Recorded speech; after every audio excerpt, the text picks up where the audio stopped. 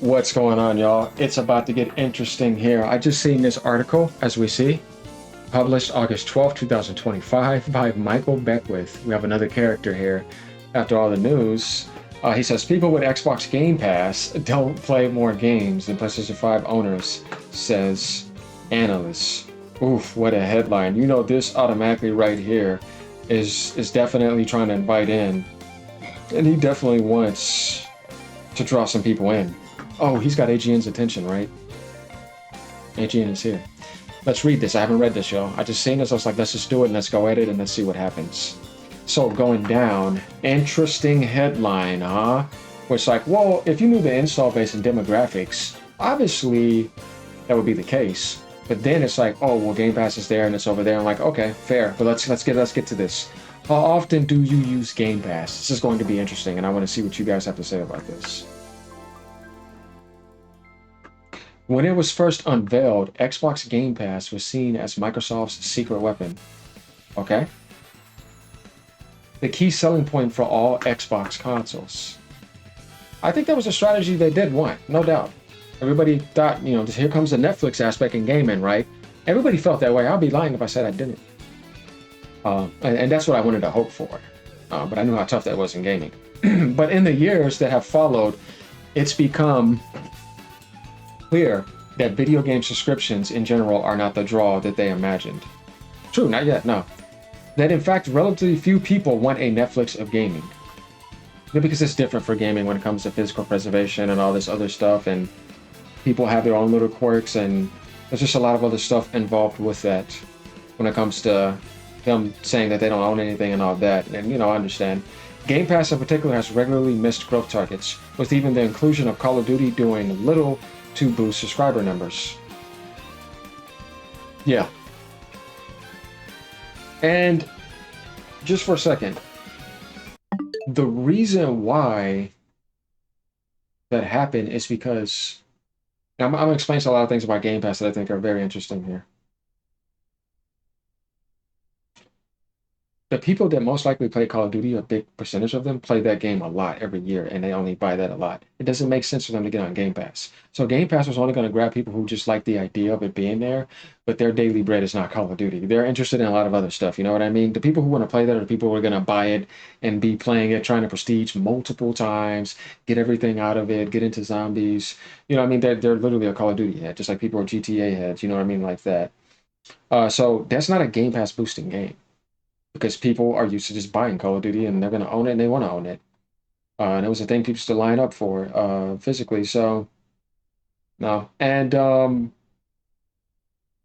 yeah, and it's, that's tough. But I know they wanted that. Same thing with Starfield, and it just didn't work out. Many also believe Game Pass has done more harm than good to the health of the industry at large. We've went over this. I've covered this before. Because Microsoft has money and Satya Nadella is trying to do that multi-platform strategy. Once that gets going, that's their way of trying to make it look well. But it on its own, that's a tough business. Even Sony has to branch out. Particularly has missed growth targets. It's just gaming is not going to be there. It's way too early. Microsoft, despite previous claims to the contrary, admitted in 2023 that the service had led to traditional game sales, and last month a couple less traditional game sales and less. Well, duh, yeah, dude, you put a service on your market, of course. It's like saying that Blu-rays and physical media was not going to get hit when Netflix appeared. Of course it's going to happen. You would be stupid to say any otherwise. So anything you put that's just going to make people not want to do that. Of course, no doubt about it. A couple of industry figures decried the service as an unsustainable business model, in a sense of because of their install base and stuff, and putting their games there day and day. Yeah, it's hard to sustain that to be profitable. Dude, that's tough, because definitely how much games cost too. It's unreasonable. It doesn't make any sense too. So, a new report from Emmanuel Rosio, director of market intelligence at analytic firm Newzoo, has also examined the influence of Game Pass and found that it has little to no effect on people's playing habits. All right. So, this is interesting that he says this. That's not true. I don't think so. Rosie appeared on the new Games Wise podcast to discuss industry trends, but let's read a little bit more into this. based on Newzoo's research, and one detail he shared was the difference in player behavior between Xbox owners and PlayStation owners, where he found there wasn't really any, despite all the efforts done by Microsoft with Game Pass and the acquisition of many studios and the release of very high quality games in Game Pass, we struggle to find a significant different behavior compared to players on PlayStation, said Rosier. I mean, let's keep going.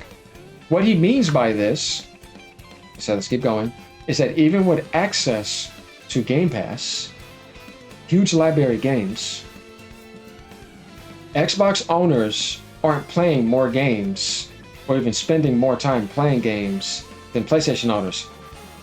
Ooh, man, I know this is going to be a rough one because let me tell you something. I'm doing this to bring a surprise here. I don't want to ruin it.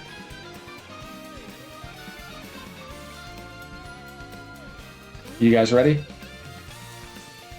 This is going to be tough. Why did he say that?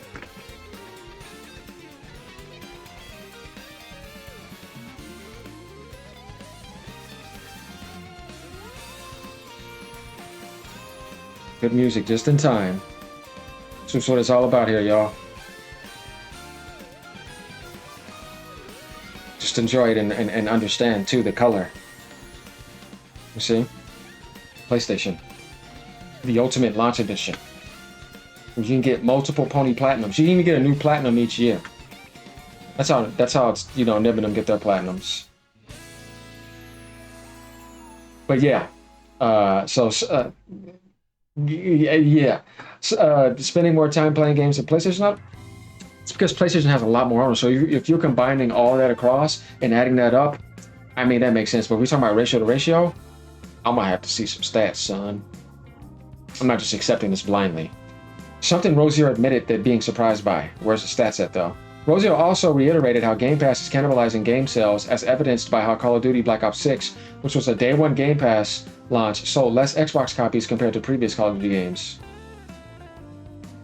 Yeah, because they don't want to go buy it after they played it, instead of just happen to buy it. That's going to happen. Sometimes it's not necessarily bad. He did note that Newzoo compiled its data based on games that a player has spent at least 2 hours on, which Rosier argued shows that Game Pass subscribers tend to only try new games for a brief time and then they give up on them. That's what I'm saying. That's kind of hard. Guys, let me tell you why that test right there is not good. Just listen to me here. Because somebody that buys a game more than likely wants to be into it compared to somebody who's just running around testing things. So I don't think the energy even in that is the same. It's not really a very accurate comparison. What I would have rather him done is compare games ratio to ratio that Xbox and PlayStation gamers are buying and seeing who's playing more, who's putting more, time into it. You see what I'm saying? In that sort of sense. Then you would see who's actually engaging more in video games per player rather than just grabbing all those numbers because the platform is bigger. It's harder to scale it like that. I would say that scaling would probably be better. You see what I'm saying? I'm just trying to be balanced. That's what we do here. Equalizer. So I agree with what he's saying. You can't get the complete rate of games on Game Pass, which would be interesting to know since it would show how many people actually stuck with games they did have an interest in, that they're actually wanting to support and spend money on. That was always the normal motto. That's what I'm saying. You still kind of have to realize something here with that. None of this behavior is thought to be unique to Game Pass, but since it has a much larger library than PlayStation Plus and a promise of day one first-party games, it's all more notable that relatively few people are taking advantage of it. Well, because not everybody is interested in playing a whole bunch of games. That's not the demographic of every player.